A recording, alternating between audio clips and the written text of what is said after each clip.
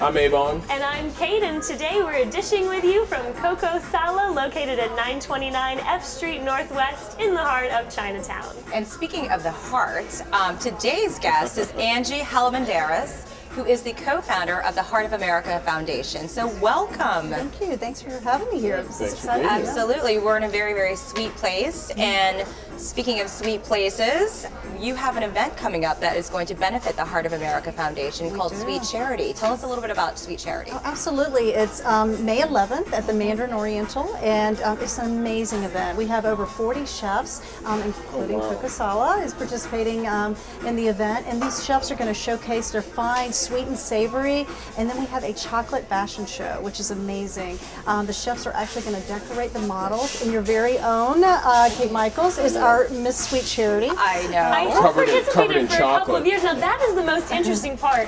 It's a fashion show where people are dressed in chocolate. Literally drenched in Literally dressed in chocolate. Now this is very unique. How did you come up with this idea?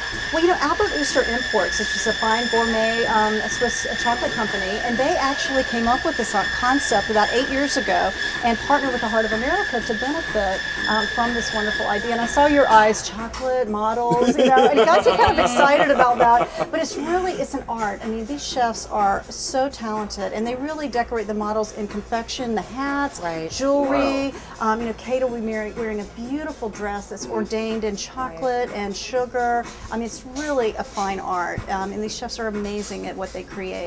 Right. And I've seen actually, well, I went last year and I loved the entire show, but I also remember there was one particular room where they had confections of everything from, looked like purses and shoes and any other, it looked like art. I mean, edible art. It really is art. I mean, the models are getting dressed in the back with, I think it's 50 degrees, so it has to be cold so everything doesn't melt.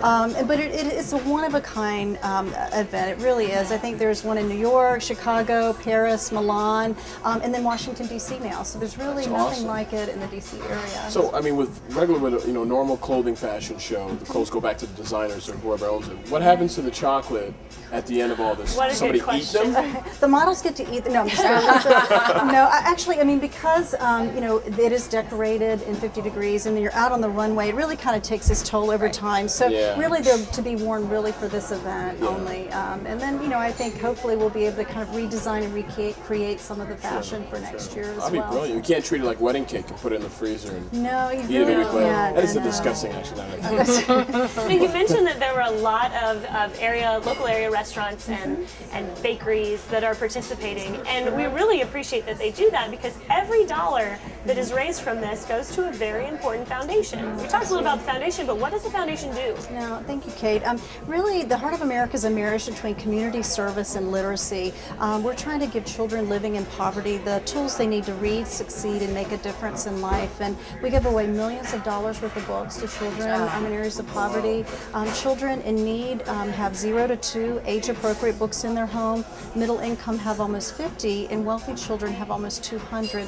So if they don't have books at home or in the classroom or in the library, they don't have the tools they need to learn to read, succeed in life. And so we also have a program called Redesign. It's like Extreme Makeover Library Edition, where we make over these libraries in areas of need as well. And what's so unique about this event, because there's so many sponsors and a lot of in-kind donations, every dollar from the ticket sales actually goes to buy a book to a child in need in the D.C. area. So it's very unique for the Washington, D.C. Now, how do you distribute all these books then? We have a lot of volunteers, and in fact we were in two schools this morning with some youth volunteers that were actually reading to students and giving every child in the school 3 books each for their home libraries.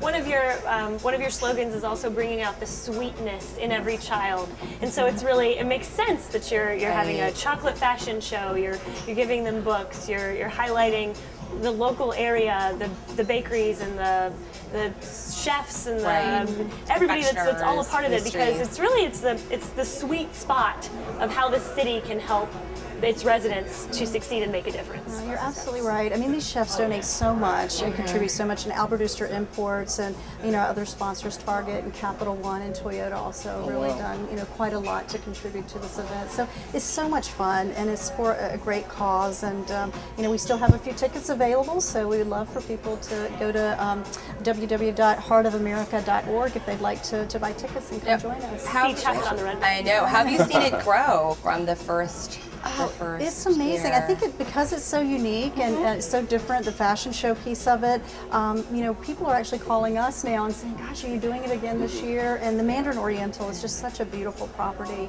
and they do so much for us as well.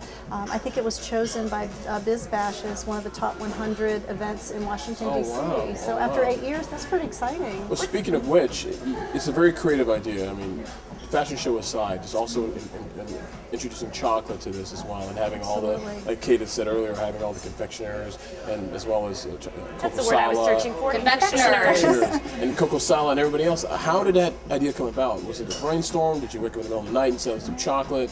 Well, Albert Ooster Imports really created this event 8 years ago, and it was really more to cater to their chefs that they work with and kind of showcase, you know, their fine work. And then it really just grew to this event. It's such a popular event now. Everybody wants to participate. They want to come and see what the chefs have to showcase, and you know, it's gotten a little competitive. You know, the chefs really want to show what they can do, and especially with the models and decorating them. You can literally make anything out of chocolate and sugar. I mean, artwork. Incredible drinks, of course. There's chocolate and everything that we have here today. Yes. But I mean, like artwork that was made out of blown sugar. Oh wow! Oh wow! Can you imagine? So someone might be wearing that. Someone might be wearing that on the stage. Maybe you will. That's right. Maybe I will.